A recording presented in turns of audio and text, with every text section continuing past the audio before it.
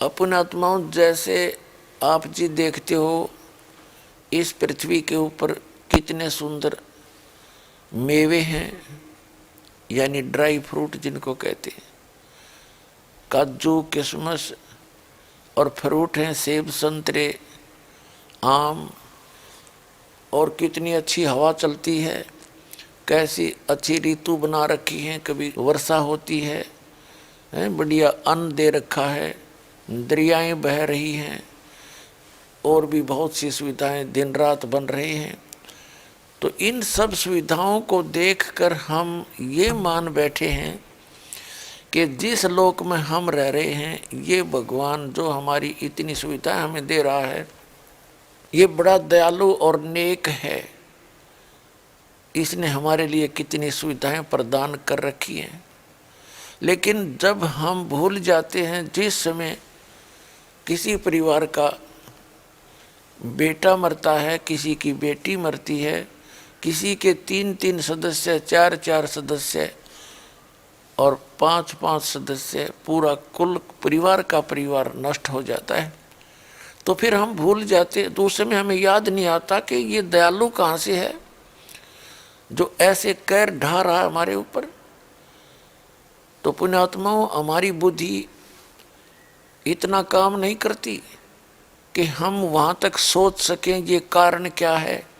हमने इस एक प्रोसेस को फाइनल मान लिया और ये समझ बैठे कि सबके साथ हो रहा है, हमारे साथ भी हो जाएगा, देखी जाएगी, और इसका कोई विकल्प भी नहीं दिखाई देता था।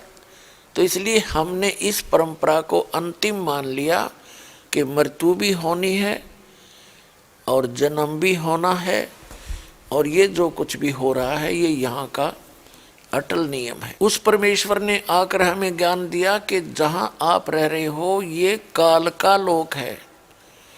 1 लाख मानव शरीरधारी प्राणियों को ये नित्य खाता है। उसके लिए आपको ऐसे पाल रखा है जैसे कसाई बकरे पालता है। पुण्यात्माओं, आपके यह कद समझ में आवेगी वो आपके बुद्धि के सत्र पर डिपेंड करता है। लेकिन ये सत्य की 100 की 100 सत्य बात है, क्योंकि ये किसी डूम भाट के गीत नहीं, ये गॉड गिवन स्पिरिचुअल नॉलेज है जो दास आपको बता रहा है। उस परमेश्वर ने आके हमें ज्ञान दिया है, उस अल्लाहू अकबर ने, उस अल्लाह कबीर ने, भगवान कबीर ने, परमेश्वर कबीर ने, कबीर देव ने, जो सब का उत्पत्ति करता है, सारे ब्रह्मांडों का रचनहार है, हमारा सब का वो पिता है। हम अपनी गलती से यहाँ फंस गए और अब वो हमें निकालने की कोशिश भी कर रहा है। लेकिन इस काल भगवान ने हमारे को इतना बुद्धिहीन बना दिया और ऐसा झूठा लालच यहाँ के सुख का दे दिया, हम इसके अतिरिक्त और कुछ सोचना भी पसंद नहीं करते, सुनना भी पसंद नहीं करते। उसके लिए वो परमात्मा स्वयं आकर के ज्ञान देता है कि जहाँ आप रह रहे हो ये काल का लोक है। यहाँ पर आप देख रहे हो आपकी क्या हालत है। किसी का पुत्र मर गया, किसी की बेटी मर गई, किसी की छोटे छोटे बच्चों को छोड़कर माता मर जाती है, किसी का पिता मर जाता है, छोटे छोटे बच्चों को छोड़कर दोनों माता पिता भी मर जाते हैं। उनकी स्थिति पर विचार करो कुछ देर तक, ताकि आपको पता चले ये कैसा लोक है। किसी के हाथ कटा है, किसी की कोई अंधा है, कोई कोढ़ी है, ना जाने कितने प्रकार के कहर टूट रहे हैं और ना जाने कितनी बीमारियों को हम लिए फिर रहे हैं। ये तो दशा है मनुष्य जीवन की, और पशु पक्षियों को तो आप देख ही रहे हो। क्योंकि हमारे को ना तो इतना समय छोड़ रखा काल भगवान ने कि हम ये विवेचन करें, कभी थोड़ी बहुत देर सोचें कि ये कुत्ते गधे सूअर कैसा जीवन निर्वाह कर रहे हैं। जब हम ये सोचते हैं तो ये सोच लेते हैं कि ये तो ऐसे ही बनते रहेंगे, हम मनुष्य हैं और हम मनुष्य ही बने रहेंगे। कुछ ऐसे दिग्भ्रष्ट पंथ भी चल पड़े हैं, वो कहते हैं कि मनुष्य तो मनुष्य ही रहेगा, स्त्री स्त्री ही रहेगी, और गधे कुत्ते सूअर हैं, ये गधे कुत्ते सूअर ही बनते रहेंगे। तो इसको कहते हैं little knowledge is the dangerous thing, नीम हकीम खतराए जान। तो इस तरह के जो अधूरे ज्ञान हैं ये जीव को भ्रमित करते हैं और काल के जाल में जकड़े रखते हैं। इनसे ऊपर उठने के लिए हमने परमात्मा द्वारा दिए गए ज्ञान को पुनः देखना पड़ेगा, और वो ज्ञान है जिसको तत्व ज्ञान कहते हैं, जिसको सूक्ष्म वेद बोलते हैं, सवसम वेद भी कहते हैं। तो उस ज्ञान को परमात्मा स्वयं आकर बताते हैं। जैसे श्रीमद् भगवत गीता अध्याय नंबर 7 के श्लोक नंबर 24 और 25 में गीता ज्ञान दाता कहता है कि मैं अपनी योग माया से छुपा रहता हूँ, मैं कभी किसी के समक्ष नहीं आता और नहीं आऊँगा। ये मेरा अनुतम अटल नियम है। अनुतम यानी घटिया, और अटल नियम है, कभी चेंज नहीं हो सकता। मैं कभी किसी के सामने नहीं आता। और ये बुद्धिहीन व्यक्ति मुझ अव्यक्तम व्यक्तिम आपनम मनन्ते, कि ये बुद्धिहीन लोग मुझ अव्यक्त को, मुझ छुपे हुए को ये व्यक्ति रूप में श्री कृष्ण मान रहे होंगे। I am not Krishna. देखिएगा, ये पुस्तक है श्रीमद् भगवत गीता, होली बुक, ये पवित्र पुस्तक श्रीमद् भगवत गीता। ये गीता प्रेस गोरखपुर से प्रकाशित है। जयदयाल गोविंद का इसके अनुवादक है। अध्याय नंबर 7 का और श्लोक नंबर 24 देखेंगे। इसमें क्या लिखा है कि अव्यक्तम व्यक्तिम आपनम मनन्ते माम अबुधे। अव्यक्तम व्यक्तिम आपनम मनन्ते माम अबुधे। अबुधे माने ये बुद्धिहीन व्यक्ति, माम माने मुझे, मुझ अव्यक्तम माने अव्यक्त को, जो मैं कभी किसी के सामने नहीं आता, व्यक्तिम मनुष्य रूप में, आपनम माने आया हुआ, मनन्ते माने मानते हैं, परम भावम अजानंत मम एवं अनुतम। मम माने मेरे, परम भाव इस अनुतम घटिया परम भाव को, अजानंतम जो नहीं जानते, वो ये एवं माने अटल, मेरा ये अटल अनुतम घटिया नियम है, ये मेरा परम भाव है। मेरे परम भाव को ना जानकर ये माम मन मुझे, अव्यक्तम मन अव्यक्त को, व्यक्तिम आपनम मनन्ते अबुधे, ये बुद्धिहीन व्यक्ति मुझ अव्यक्त को व्यक्ति रूप में, श्री कृष्ण रूप में मान रहे हैं। जिस समय ये वहाँ श्री कृष्ण में बोल रहा था, जब कह रहा था ये काल भगवान के ये मुझे कृष्ण मान रहे होंगे, आई एम नॉट कृष्ण। नहीं, श्री कृष्ण तो व्यक्ति रूप में था ही। श्री कृष्ण जी में प्रवेश करके ये काल बोलता है, ये कभी भी समक्ष नहीं आता किसी के। इसने प्रतिज्ञा कर रखी है, जैसे ये स्पष्ट कह रहा है कि ये मेरा अवयव अनुतम अटल घटिया नियम है, मुझ अव्यक्त को ये व्यक्ति आया मान रहे। आगे देखो, बुद्धिहीन पुरुष मेरे अनुतम अविनाशी परम भाव को नहीं जानते, मेरे अविनाशी परम भाव को नहीं जानते। अवय माने अटल, अविनाशी कभी ना बदलने वाला, अनुतम माने अश्रेष्ठ घटिया होना चाहिए, घटिया। मेरे ये बुद्धिहीन मेरे अनुतम यानी घटिया अटल नियम परम भाव को यानी नियम को नहीं जानते। एवं अव्यक्तम, अव्यक्त ही कहना, मन इंद्रियों से परे नहीं, अव्यक्त यानी जिसको जो मुझे देख नहीं पा रहे, उनसे बाहर हूँ मैं। माम माने मुझे, मुझ सच्चिदानंद घन नहीं, ये गलत अनुवाद किया है। माम माने मुझ को व्यक्तिम भावम प्राप्त हुआ मानते हैं, व्यक्ति माने व्यक्ति रूप में आया हुआ प्राप्त हुआ मानते हैं। 25 में स्पष्ट कर दिया। न अहम प्रकाश सर्वस्य योग माया समावर्त, मूड अयम न अभिजानांति लोक माम अजम अवम। इसका अर्थ है कि न अहम प्रकाश से सर्वस्य, मैं सबके सामने प्रकाश में नहीं आता, कभी किसी को दिखाई नहीं देता, अपनी योग माया से मैं छुपा रहता हूँ। ये मूड मूर्ख लोग अयम, ये मूड मेरे इस, ये मूड लोग नहीं जानते।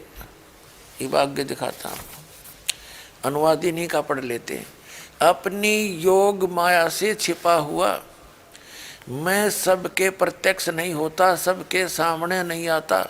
यह अज्ञानी जन समुदाय मुझ जन्म रहित अविनाशी को नहीं जानता। इसका अर्थ ये है, जहाँ पर ये गीता ज्ञान दाता ये कहता है काल के मैं अज हूँ, यानी मेरा जन्म नहीं होता, क्योंकि श्री कृष्ण में वो प्रवेश कर रहा था, उस समय वो जन्म कर नहीं आया था, और मैं किसी के सामने प्रत्यक्ष नहीं होता।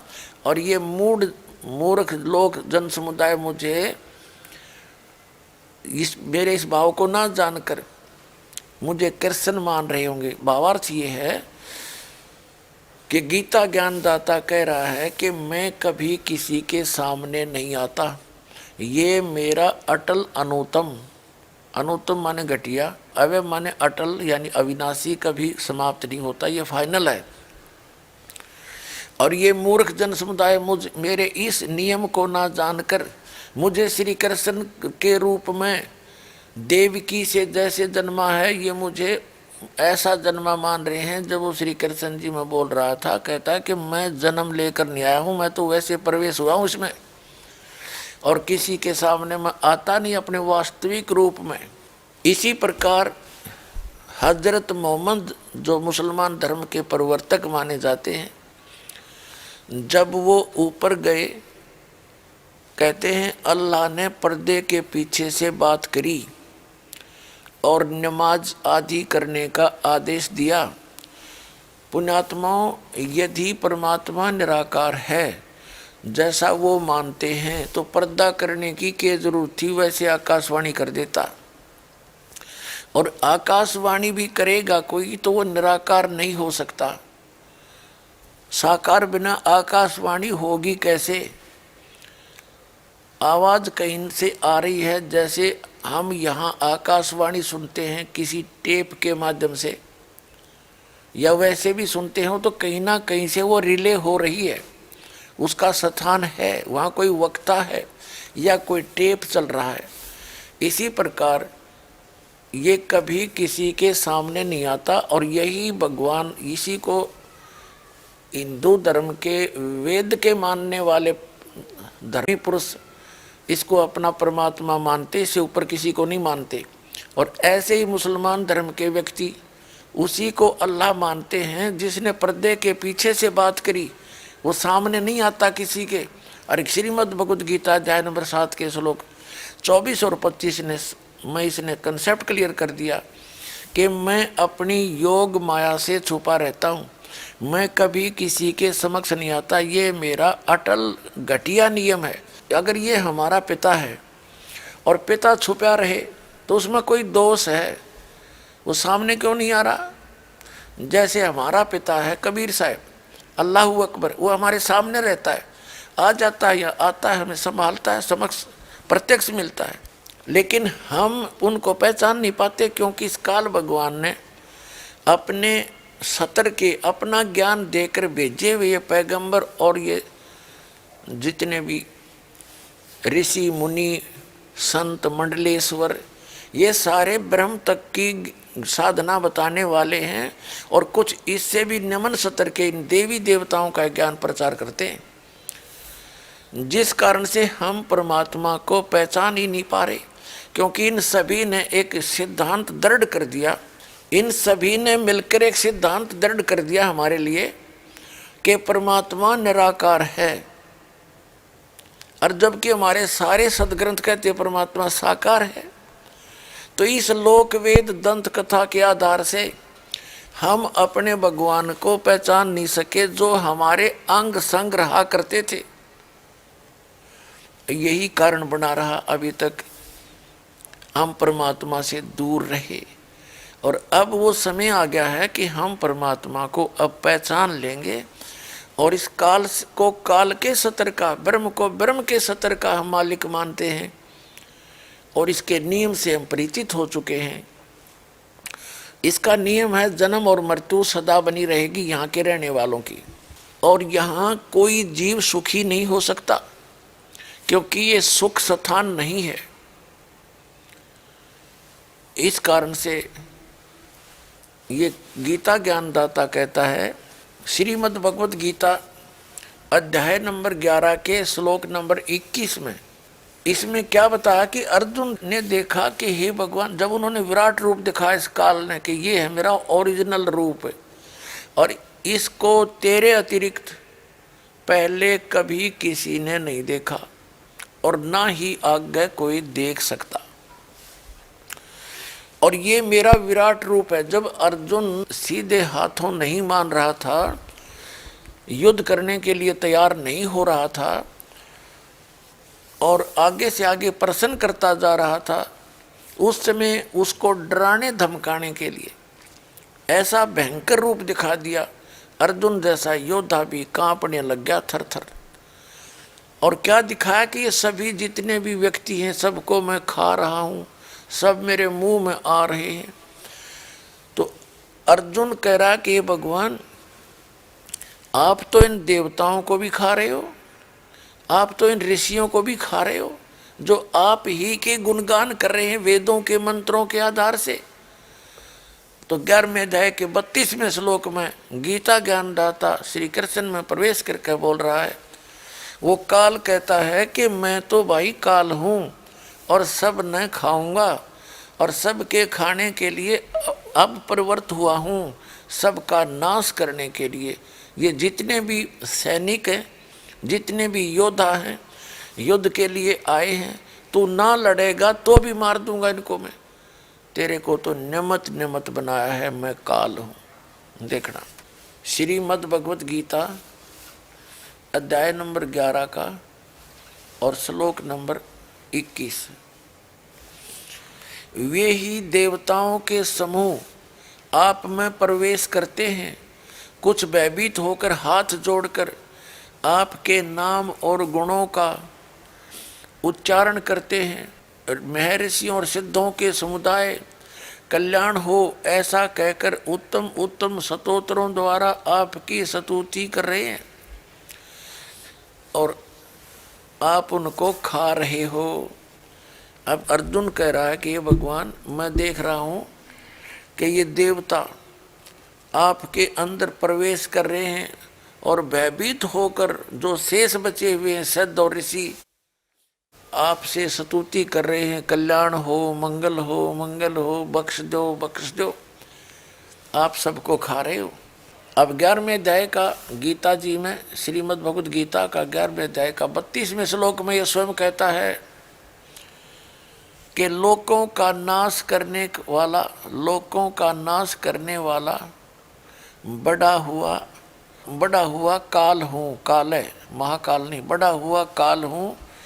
इस समय इन लोकों को नष्ट करने के लिए प्रवृत्त हुआ हूँ। जो प्रतिपक्षियों की सेना में स्थित योद्धा लोग हैं वे सब तेरे बिना भी नहीं रहेंगे, अर्थात तेरे युद्ध ना करने पर भी इनका नाश हो जाएगा। इससे सिद्ध हो गया, गीता ज्ञानदाता कहता है मैं काल हूँ और इनको खाने के लिए अब प्रवृत्त हुआ हूँ। ये देखियो, लोकों का नाश करने वाला बड़ा हुआ काल हूँ, महाकाल नहीं, और इस समय इन लोकों को नष्ट करने के लिए प्रवृत्त हुआ हूँ अब इस समय। इससे सिद्ध है कि श्री कृष्ण जी तो पहले ही विद्यमान थे, वो ये कहते कि अब प्रवृत्त हुआ हूँ। तो इससे भी सिद्ध है कि गीता ज्ञान बोलने वाला श्री कृष्ण नहीं, उसके अंदर वो काल प्रवेश करके बोल रहा ब्रह्म, और इसी काल ब्रह्म की पूजा करते हैं मुसलमान धर्म के सभी धर्मी, और मानते हैं कि उसी ने कुरान शरीफ का ज्ञान दिया और हजरत जबरील ने जबरील देवता ने, फरिश्ते ने ज्यों का त्यों लाकर मोहम्मद, हजरत मोहम्मद जी तक वो पैगाम पहुंचाया। उसमें कोई परिवर्तन उसने जबरील फरिश्ते ने नहीं किया। तो ये गीता ज्ञान दाता क्या कह रहा है? 11वें अध्याय के 47, 48, 49, 50 को पढ़कर सिखाते हैं। ये देखिएगा, अध्याय नंबर 11 का श्रीमद् भगवद गीता और श्लोक नंबर 47 में क्या कहा है कि हे अर्जुन, अनुग्रह पूर्वक मैंने अपनी योग शक्ति के प्रभाव से यह मेरा परम तेजो में सबका आदि सीमा रहित विराट रूप तुझको दिखलाया है, जिसे तेरे अतिरिक्त दूसरे किसी ने पहले नहीं देखा था। अब ये क्या कहता है कि मेरा ये वास्तविक रूप है, भयंकर विराट रूप काल, और इसको तेरे अतिरिक्त पहले किसी ने नहीं देखा था। तो पुण्यात्माओं, यदि श्री कृष्ण जी बोल रहे होते ये शब्द नहीं कहते, क्योंकि श्री कृष्ण जी ने अपना विराट रूप कौरवों की सभा में पहले दिखा दिया था और उसके दृष्टा बहुत गणे थे। तो इससे सिद्ध है कि ये गीता ज्ञानदाता श्री कृष्ण नहीं है। इसके साथ साथ ये भी स्पष्ट होता जा रहा है कि गीता ज्ञानदाता श्री कृष्ण नहीं, श्री कृष्ण में काल बोल रहा है। वो कहता है कि मैंने तेरे अतिरिक्त ये मेरा विराट रूप पहले किसी ने नहीं देखा था, तेरे पे अनुग्रह कृपा करके दिखाया।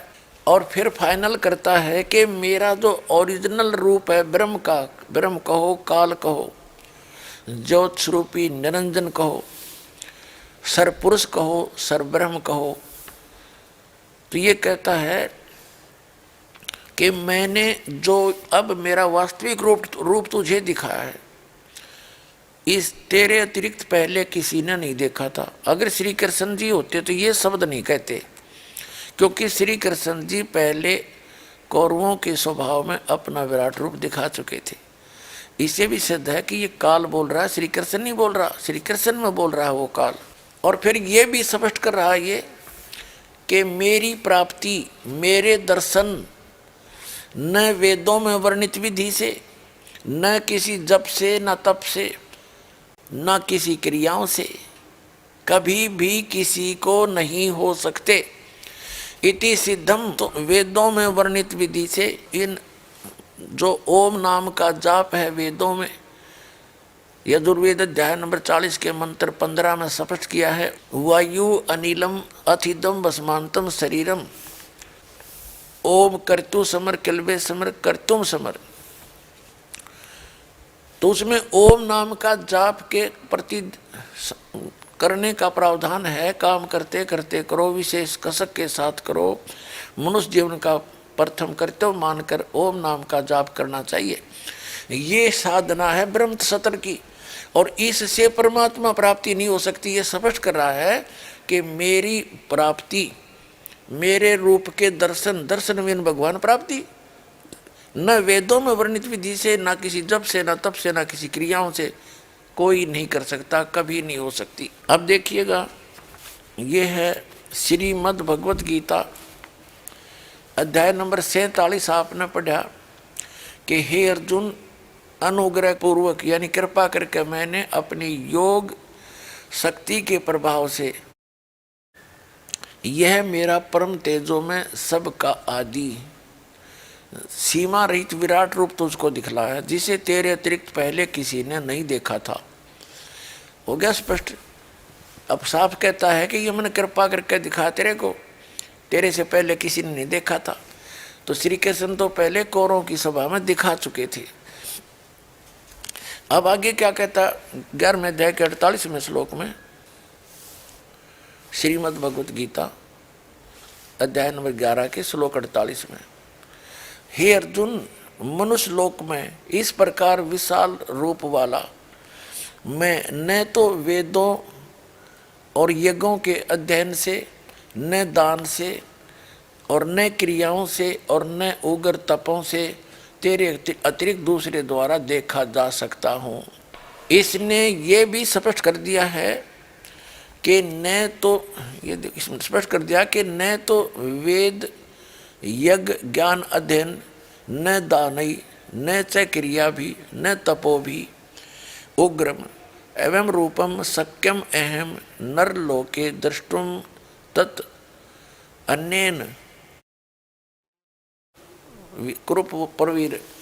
कहने का भाव ये है कि मैं न तो वेदों में वर्णित विधि से यज्ञादि जो वर्णन है उसमें, न किसी जप से, न किसी तप से, और न ही किसी उग्र तपों से मेरे इस रूप को कोई नहीं देख सकता, आगे भी नहीं देख सकता। अब तेने जो देख लिया सो देख लिया।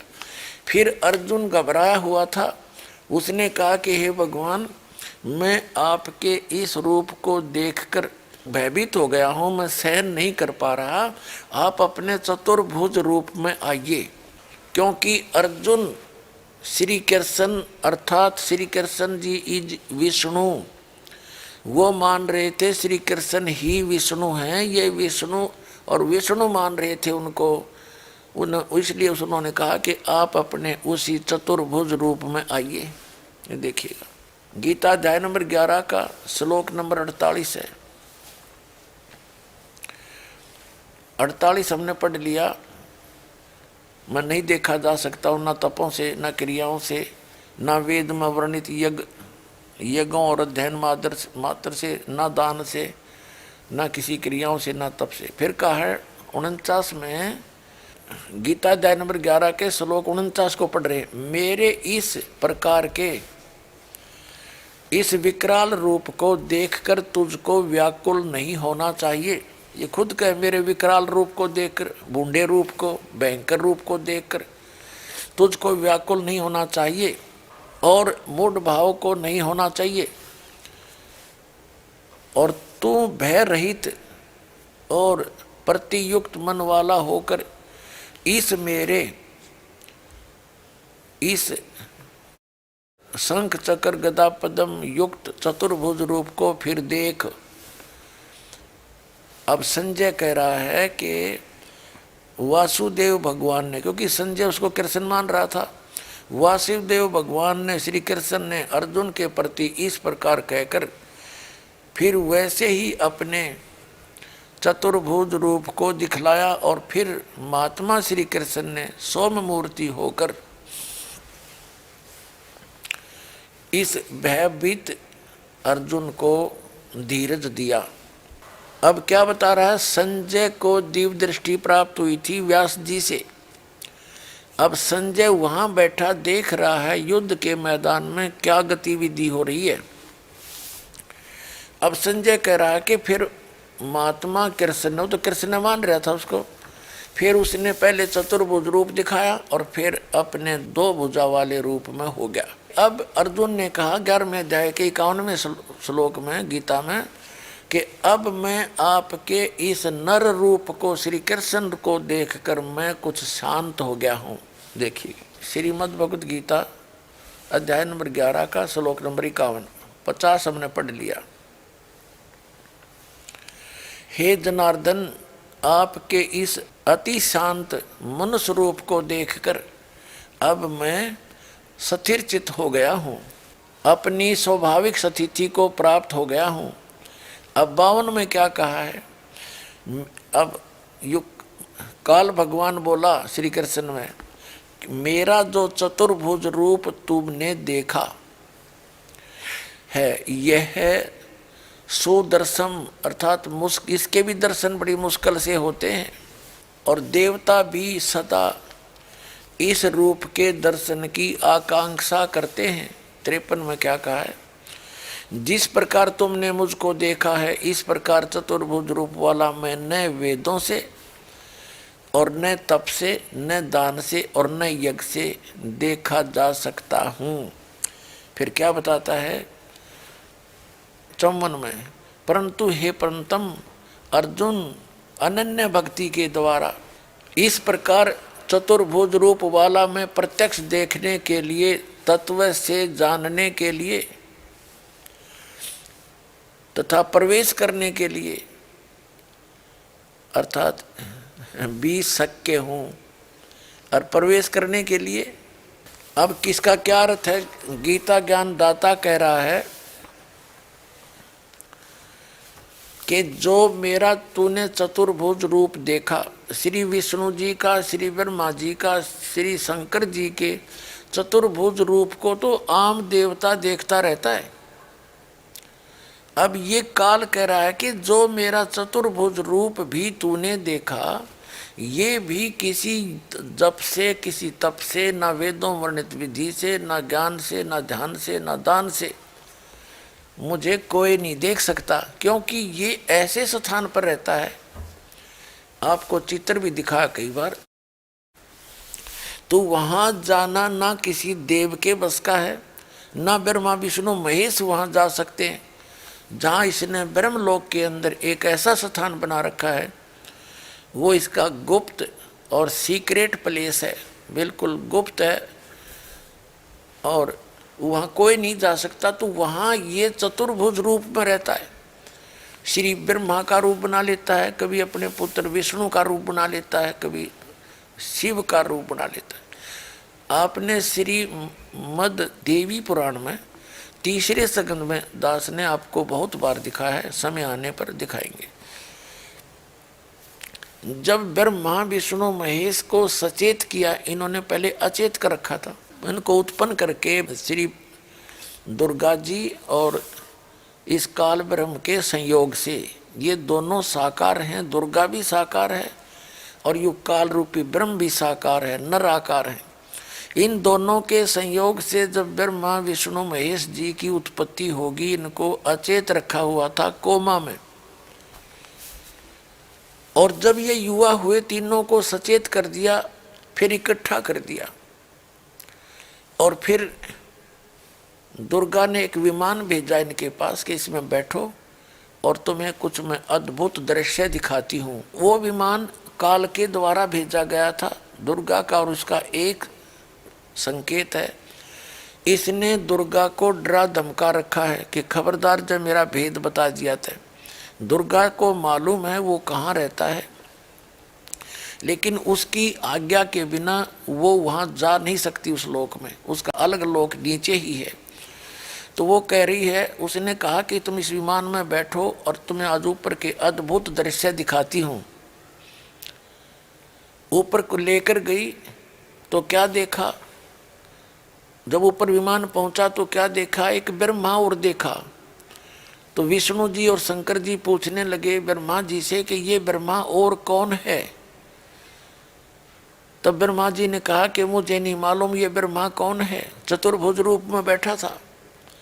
अब यहाँ थोड़ी सी एक झलक दिखानी पड़ेगी आपको। पुण्यात्माओं, आपका सौभाग्य है कि आपको ये अनमोल सदग्रंथों को समझने सुनने का सुअवसर प्राप्त हुआ, और सबसे बड़ी आपका गुड लक है कि आप शिक्षित हुए।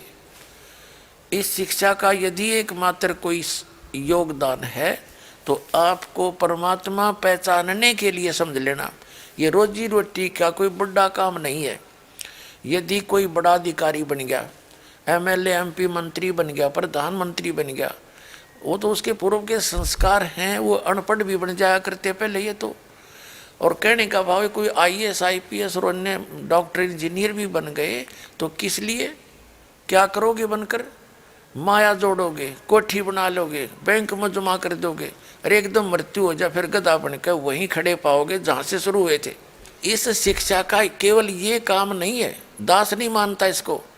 दास को समझ में आ गया है इस दास को कि वास्तव में शिक्षा आपको परमात्मा ने अपने बेटे और बेटियों को किस लिए दिया है, ताकि वो मुझे पहचान सकें।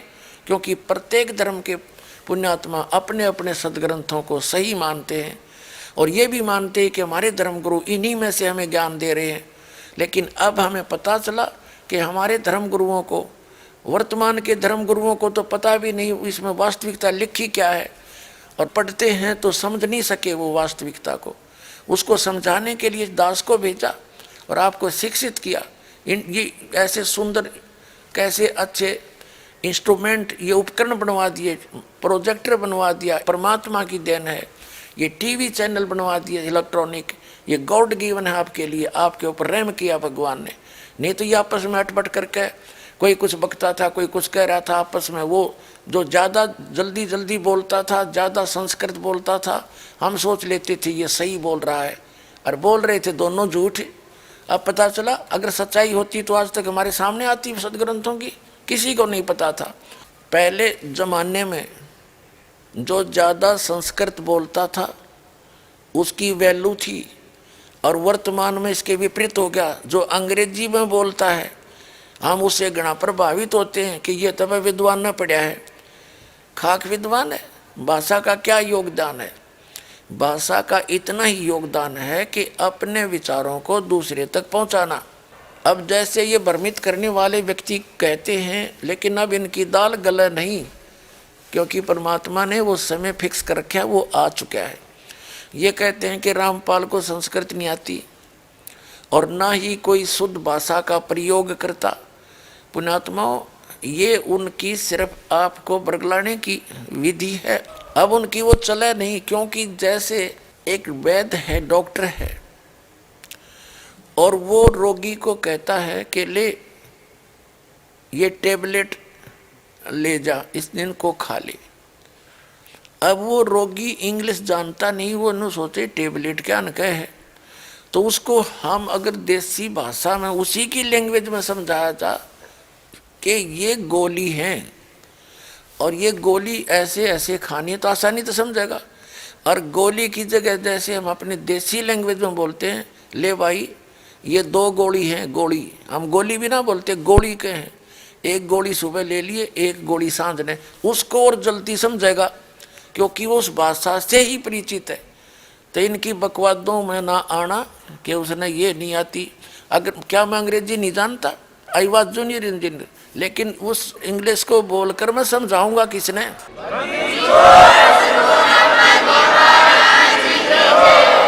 अगर मैं अंग्रेजी बोल लूँ और सामने वाले बैठे वो हमारे गाँव के देसी, तो उस अंग्रेजी का क्या यूज बकवाद करने का?